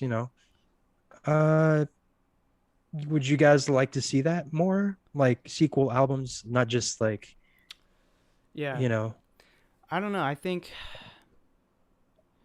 or yeah. or do you think it puts too much of an expectation on that second album? Uh-huh. Yeah, we got some great responses in the comments. I'll talk about in a second. But Yeah. yeah, Mhm. I think it really depends on the project. I think if there's more to be said to the story, if there's more to add on to it, like Yeah. the Carter Five, like Man on the Moon, I Man think on the Moon is a great example. Thank you, Mason yeah, Goldberg. yeah. It really depends. I wouldn't want sequel album just for the sake of it being a sequel album. Um, Yeah. Yeah. but I also think honestly that some artists are doing that. They're just not saying explicitly like, and they're not saying it after hours too. Like it could just be a Hmm. Hmm. continuation. They could talk about similar things like um, on a separate project, still exploring a sound but evolving it. And I Hmm. feel like there's been plenty of Yeah. Yeah. artists who were like, yeah, this is just a continuation from my last album. This is um, Hmm. the same sentiments, the same uh, message I'm getting across. It's just an evolvement of that. So I would Yeah. be down for it if the themes and it was justified and done well, like some of these examples people are saying. Let me read some of the comments here. Honestly, I think instead of deluxe, artists should do like a Brockhampton thing, releasing back-to-back albums with similar. That would be cool. I love. We don't talk about Brockhampton on here. We just talk about Brockhampton, but Yeah. yeah, I love the Saturation series. I think that's super cool. Doing something like that would be dope. I think experimenting with the format of the album is something I Yeah. definitely wish that we could get more of. Because I think I even though I just said earlier that I love an album being just a single body of work, I also think that experimenting with the medium in a way where you can um, kind of redefine how you want the listener to consume your project is something that I really enjoy. Um, Yeah. so yeah, Kitchen Boy says sorry I don't want to keep asking about the weekend, but if he did another music It's all video good, man. for Don't even worry about it. I can talk music about the weekend video forever. if you did another music video for After Hours album, what song would it be for? Would it be for It's Alone Again? I don't know. I mean, I I, think I I've read. Sorry, go ahead. yeah, I think he honestly is like trying to do a music video for like every song on there. which would be cool. I Hmm. feel like if he put it all the music videos together, it'd be like a friggin' feature length film or something. I know. Yeah, that'd be Um, dope. I think Alone Again or Hardest to Love is the next thing he's working on. But I don't know. Yeah, hold on. I think it's either hardest to love or scared to live. Yeah. It's one of those two. I forget which one. There was like set photos, Mm-hmm. or I Yeah. think I read. Uh, so yeah, if it's one of those two. But if you're asking like which would we like, I feel like hardest to love would have like the cool. I really thought that hardest to love was gonna have like the anime Yeah. aspect He that should Snow do Child that an had. animated. Yeah, I agree. He should do an animated. Yeah. Or Faith. That'd be sick. Faith. Oh, I'm Yeah. so stupid. As Faith, thank you, Rakan. Oh, I didn't even see that. Yeah, Yeah, Faith. yeah, he said the exact same thing, Yeah. which fits. But yeah, Faith would be cool, would be amazing. That last scene is just gonna be heartbreaking. Uh, with the I ended up Yeah. in the back of a flashing car Yeah. That'd be or sick. van. Um, Yeah. let's see. Depend. Mason Goldberg said, "Depends. There's a fine line between just repeating the same thing slightly differently and actually expanding and paying homage to the first album." Okay, so going back to repeating albums, yeah, I think that's important. It has to pay homage and also further the story. 100%. Yeah, Let's see. Is there yeah, you guys have some great opinions here. I'm glad you guys are Yeah. talking to us. Yeah, but yeah, I think those are my thoughts on that. Did we have anything else? Those are our thoughts on it. Our thoughts and your thoughts. Yeah. Also we guys if you guys like we said, I feel like I have to kind of reiterate it because we haven't gotten any entries. But if you guys have any theories about, all the music videos and the Super Bowl stuff, connecting all of them, please go ahead and leave a comment on our Super Bowl Oh yeah, analysis video. We kind of want to start to do a thing where we just kind of talk about your theories and or thoughts on stuff. And so yeah, it'd be if you guys, if anyone in this chat room is like, connecting all the dots and all that, we want to hear all that, and we'll say it live on the stream and all that. mm. Uh, yeah, yeah, Yeah. just let us know. I think in terms of and just bringing this up in terms of just future content and stuff we want to do. Mhm. We really want to expand this live stream format. We want to expand the channel in general. I know we talk all about music. We talk about The Weeknd. We talk about Frank Ocean. We talk about SZA. We talk about Amine. Like we talk about so many people, all music.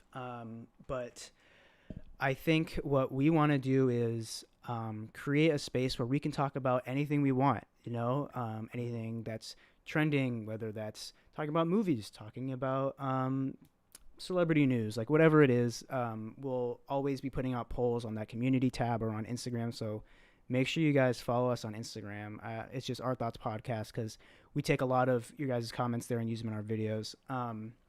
But yeah, in terms of for the live stream, this will be kind of like a very chill space where we can chill with you guys in the chat, talk about whatever you want. I know you guys. There's so many comments that we get on our videos, so many questions that people ask, and like we want to get to them all. I try to get Yeah, to I try to respond to the ones that are like really like pressed about wanting to know something, but yeah, I, this works best when you get both of our thoughts on stuff. right. Uh, And and also, get our these live recordings will also be posted as podcasts. So if you can't make it to the live recording, one, it'll be posted on YouTube and it'll just stay there. But two, also, I know a lot of people love listening to podcasts. Obviously, we're a podcast, so Mhm. this right now will also go up as a podcast if you want to go back and listen to it that way. Um, we need a Interesting video TikTok. with your assistant. Oh, we got shout out to the My intern. intern. Yeah, you know what? Okay, not to spoil. It's just, 17 of us. Okay. You know what? I think this is a safe space. So eventually we are eventually we kind of want to get a series going where, you know, you have us. This entire channel has been us talking with each other, but eventually down the road, we want to start a video series where, you know, it's one or the other of us talking about something we like. We're analyzing something, and let me just say that the intern will definitely be will be involved in those videos for sure. Um, Appreciate that. Who was that? yeah. Curry again? Curry, man. Yeah. I like you. I like where your head's at. Uh, But yeah, I think in terms kitchen. of content wise on this channel, we're gonna start expanding a lot, and I think that's gonna start Yes. with this live show. We're gonna get more guests on this show. We want to do different segments. We want to talk about everything and anything that interests us Yeah. outside of music. Like, I think there's so much to talk about just in general. That's why it's called Our Thoughts. You know, it's not just music podcast. It's our thoughts on Hmm. everything. So this will kind of act as that space and a way for you guys to be one-on-one with us because we love interacting with you guys. Here, I want to get Matt's thoughts on this question. Yeah, Uh, by Mason Goldberg. Shout out to Mason Goldberg again. Off topic, but post breakup, is Kanye about to drop his hottest album since My Beautiful Dark Twisted Fantasy? that is a good question. That's a good take right there. Kanye to me is like an anomaly right now. So if an album ever drops from him, ever, I think he's had 3 scrapped projects since Jesus is King. Uh, I don't know. I will Yeah. see how he takes this divorce. It's kind of insane that they're going through that. I feel bad for the kids, man. They got a lot of kids, so I know that Yeah. divorce can like really fuck that up. But I'm sure it's Yeah. civil. I think Kanye is still rediscovering where he is in life. I think him Mhm. turning to God, turning to religion has helped him a lot. He's venturing into so many different avenues right now that I hope music is still not, um, I hope it's not on the back burner for him. I think he's always making music all the time. Mhm. Mhm. Um, Rock says he's depressed now, and I don't think he's in album mode. I Yeah, I mean, don't I'm think he's in sure album mode after either. that's fucking crazy. Is Yeah, imagine like news comes out of your divorce and you post like on your Instagram story album mode with a demon emoji, yeah, yeah. fresh off the divorce. We in the Damn, stew. Like Kim is that's not fucking allowed in the crazy. studio, bro. Like, um, I know I oh, wouldn't be in album mode, fresh off any breakup or right. specifically a divorce, especially one that has kids involved. Damn, Yeah, that's that's rough. but you never know. Kanye. We've taken a break talking about Kanye for a little bit because we talked about him a Mhm. lot. But I'm always thinking about Kanye. He's always in my thoughts. Thoughts and prayers. He's always in my thoughts and prayers. I'm always praying for Kanye. Yeah. Tyler Have the Creator, we actually Angie, we have a review on Igor that is all the way back in the just purely podcast days. I don't know if I made a video on it. I don't think so. But yeah, we'd be down to talk about some more Tyler the Creator. I think I don't Yeah. know. Yeah. If you Yeah. guys go back, a lot of people mention like, oh, talk about Astroworld. yeah, talk about Frank. Oh, yeah, someone mentioned, did you do a video about Astroworld? We did. It's just kind of far back in our YouTube Yeah. videos. If We've only really been serious about YouTube for the past year, but if you go into our SoundCloud account, you can see like we actually have like hundreds of episodes, or like 100 or something. We have a lot of episodes I that know. are I not. want to count and Yeah, get a final count on them. But yeah, go yeah, ahead. we have a lot of episodes. So if you look back on our Spotify or our wherever you consume your podcasts, they're not videos, but they are us talking about those albums. I would love to talk about Tyler Creator more. I would love to talk about Frank Ocean. You guys always Frank Ocean is my all-time favorite artist. Just putting that out there, but we will get to Frank. We just want We actually had a video ready for like yes, a whole like Frank Ocean evolution of. I teased it. yeah. I teased it in our Patreon, one of our Patreon videos that I posted on YouTube, and it's in the vault. Unfortunately, It's in the they it'll came in and took it from yeah us. yeah. No, it might come out. I'll revisit it. It Oh, might come out. oh, I think right okay. now, I think I wanted to take a moment because I know Frank Ocean went through a lot with his brother and stuff like that. Yes, Like, yeah. I didn't want to Damn. rant about how I didn't get music from him, and because it's not even about that anymore. But Yeah, yeah. Do you think Certified Lover Boy will be a classic? I think just out of based on hype alone, I feel like it will. mm, There will always be like a demographic of people. I call it a classic, but do I think it'll actually be like a classic classic? Hmm.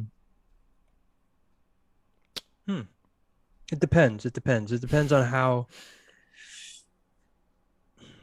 different this album's gonna I'm be, you know. excited for it. I'm not gonna lie. Me too. Um, Yeah. yeah. Last few questions I here. love Drake, man. Do you guys care at all about Daft Punk? If so, what are your feelings about their retirement? Yeah, man, that was crazy. I mean, Daft Punk hasn't released music in like 8 years or something. But I, I actually restarted revisiting in those albums and how much nostalgia I have around those songs. Um, Mhm. Yeah. I'm pretty bummed out about Daft Punk. I feel like they could have given us one last thing before they dipped. Um, but it's still sad. I know that it makes sense, to retire. They've been making music for like almost 30 years, like before I was born. But no, I think it's too bad that I know a lot of Daft Punk fans were disappointed, but I think their music is timeless, so you can revisit Daft Punk whenever you Yeah. want. Yeah. I personally haven't really I just know the pop hits, the obvious ones, Get Lucky. They obviously worked on Stronger.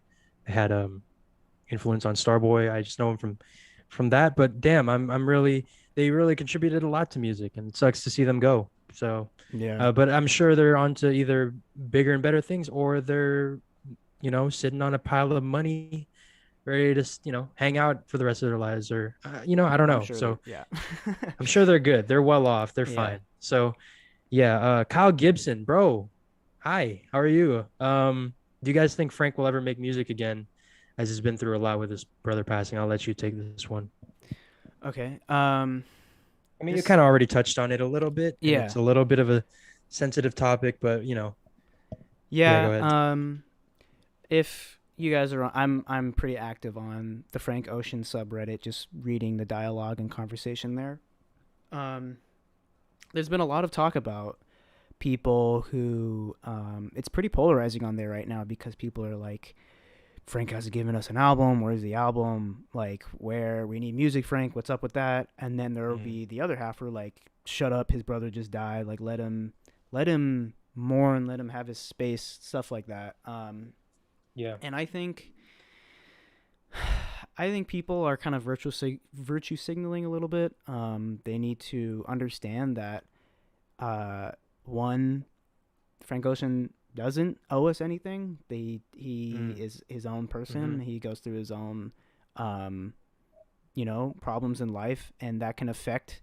I mean, would you want to work when someone that close passes away? Like, and people who say like, oh, oh, the next album's gonna be so good, like that's like an awful take right there. Like, I don't equate someone's Heartbreak or sorrow. trauma, like a Yeah. passing of a loved one, as being uh, uh, a good thing in terms of music wise. Like, Hmm. no, but No. I have been seeing a lot of people say that if Frank Ocean never drops again, if he retires, and if after what happened with his brother and everything he's been dealing with, if what we have right now is the last Frank Ocean music, people are completely okay with that. Like, people say Blonde will live forever, Channel Orange will live forever, um, and I don't know how I think about that right now because I'm such a Yeah. huge Frank Ocean fan, and I mean, I love his music. I would love more music. I think his latest tracks, that his last few singles that he's dropped, were really Hmm. good, and I feel for him a lot. I think losing someone like that so suddenly, so close to you, especially during this time we're in. It was during Yeah, this whole pandemic era.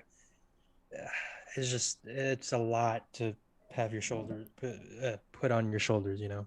yeah, Yeah. yeah. Would you recommend us any songs to go listen to? I think uh we'll have this be like maybe our last question, just like Yeah, because that's a good one to end on. I have some yeah, Rex. perfect. With thank you, Angie. Again, you guys are Um, killing it with yeah, the you guys are replies. We awesome, man. Like, appreciate it. you You guys are guys make these super things. lively. Yeah, Yeah. yeah. Okay. Go ahead. This is a great way to end on. Thank you, everyone, for all your comments and all your questions. Sorry if we didn't get to you. The chat's just kind of going, and I'm trying to catch uh, whatever I can as it goes. Yeah. But last thing, I think this is a great thing to end on a nice high note. What we Hmm. recommend, what we've been listening to. All right. I have a couple great recs of singles. I have been listening to a lot of different music. Right now, I love a good track to go to. I'm going to like, this might start playing. It's called Too Fast by Sonder. Great track. It was, I think I found it on, if you guys know the TV show Atlanta, it was on their like playlist. And I was just listening to Mm, that, all the music they use great it. show. Yeah. Great song, "Too Fast" by Sonder. Here, maybe I'll just pull up. We'll do this. I'll pull up Spotify right here. Okay. I'll go to my liked songs. So, um, I think I just saw it. Yeah. So, "Too Fast" by Sonder. Another one. Getting into Daft Punk again. I don't want to start playing this, but "Too Long" by Daft Punk. Love this song. Super funky, great vocals on it, great beat. Hmm. Sorry. Uh, Let me see some great stuff. I've been revisiting Denzel Curry's album lately. Uh, Sumo, that song goes crazy hard. Denzel Curry, awesome, awesome artist. This album is like amazing. Let me see. I'll give a couple more Hmm. recs. Oh man, this is like a look into my mind right here as my liked on Spotify. Um, Let me see a couple more. Oh my god, this song is really good actually. It's called "Suspicions" by Larry Lovenstein and the Velvet Revival. I don't know if you guys have heard this song. Came out a little bit ago. Hmm. 2012. Great track, super funky, super vintage sounding. Even though it came out in like 2012, this looks like it could have came out in like the 70s. Smooth. This is like what I hope the Bruno and Anderson Paak music sounds like. Silk Sonic. Silk Yeah, Sonic, that'd be yeah, dope. great Hmm. song. I'll give one last rec. Um, we don't talk about this artist a lot. 070 Shake, I love her music a lot. Yes. I feel like we need to talk about her. Guilty Conscience is Guilty Conscience, yeah, amazing song. But amazing song. I think right now I've been listening to a lot of, I think it's either Morrow or Rocket Ship, both awesome songs. Super vibey, super spacey, and just really good tracks. So yeah, those are my recs. Go ahead, Chesco, if you wanna. Yeah, no, Oops, there we go. yes, My Modus bad. Vivendi, great album. You could definitely go check that out. Mhm. I would definitely recommend Emotional Oranges to listen to during quarantine. They're one of my favorite uh, duo band type things. They have a really great song, Personal, West Coast Love, Mhm. Motion, Hold You Back, and let's see, Sam. Okay, I'm gonna butcher his name. Sam Eze, SAM space EZEH. Okay. He has a new EP that came out, and it is just fire from beginning to end. It's like maybe 7, 8 songs. Really cool EP, really great. Definitely recommend. I think he's like Swedish and like Mm. R&B type vibe. Nice, If you guys nice. dig with that, Kitchen Boy, thank you. Peace. Thank you for being so responsive and all that. Yeah. Appreciate it. Um, Also, like I said before, Kenyon Dixon, Yes. a really great album. R&B vibes are insane, acoustic, the all the way from the intro to the end. Hard Way is my recommend, my definitely my Yeah, yeah, yeah. That's a good one. the song that I would recommend for sure. Um, see, Slow and Tie. I have yet to discover him, or yes, not discover, but give him a chance. There's a yeah, the lot new of album. yeah, I heard the new EP or album was all the way fire. yeah. And if I just had to give one more rec, it'd be driver's license. No, I'm kidding. Yeah, it's a It would great be song, yeah. but everyone's heard of it. Let's see, last song here. Uh, check out Good Boy Noah. Good Boy Noah. He has doesn't have a lot of songs out right now, but this few songs he has are super fire. Hmm. Uh, all all my recs are just like what I've been listening to, mainly R&B stuff. Yeah. Uh, oh wait, here, let me just give one hip hop thing Sure. for anyone out there looking for some rap, some rippity rap. Check out What a Job by Devin the Dude, really cool. Andre 3000 Yeah, yeah, yeah. I think I've heard that. feature. Yeah, yeah. So yeah, that'd probably be my rec. Yeah. What's up? Rakan says I'm not listening to driver's license. Sorry, that's okay. I don't blame you. That's hilarious. Anyway, anyway, I think that about does it for us. This was an awesome first stream. Thank you Yeah. guys for showing up and with all of your comments. Like, I hope we get the Y'all same. are hilarious. Yeah, this was super fun. Please tune in next time.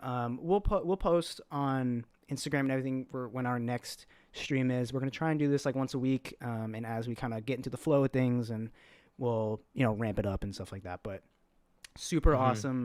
awesome stream. You guys were super dope. Thanks for all of your comments. Again, this if you're watching this later or whenever this posts, thanks for tuning in. This will post as a video after I end it. Again, if you want to listen to it on Spotify or wherever you get your podcast, this will also be in a video audio version. But again, thanks so much for tuning in. This has been the first episode, first episode of Our Thoughts Live. Went super well. Yeah. Follow And us if you yeah, guys want to check us out and just talk to us. Obviously, hit us up. I don't know if you're about to get into your intro bag, but I was just gonna say hit us up on the little social media handle that we have up here. It's our social media handles yeah, for both Instagram and Twitter. Just hit us up over there. And you guys are ready to witness the first live outro of the pod. yeah. I So do this every I don't know time. how I never know how Matt does it. I Yeah, really don't because right. I just start losing track of stuff like really easily, but he just goes. So Anyway, thank you guys so much for tuning in. This has been Our Thoughts Podcast Live. Please check us out on our social medias, which is Our Thoughts Podcast or Our Thoughts _pod on everything Twitter, Instagram. We're not on Facebook, on YouTube. we are on Facebook. We're just not going to do anything on there. No, anyway. Please check us out. We'll post on Instagram what our next live stream is. Please show up again. I love talking to you guys. And stay tuned for more content, more long form, more deep analysis, more videos on stuff that you guys have been requesting for a long time. And we're going to do some really awesome stuff with this live show. And this has been super fun. So, again, follow us on everything. Our handles are here, Our Thoughts Pod on everything. And we'll catch you guys in the next one. Peace out.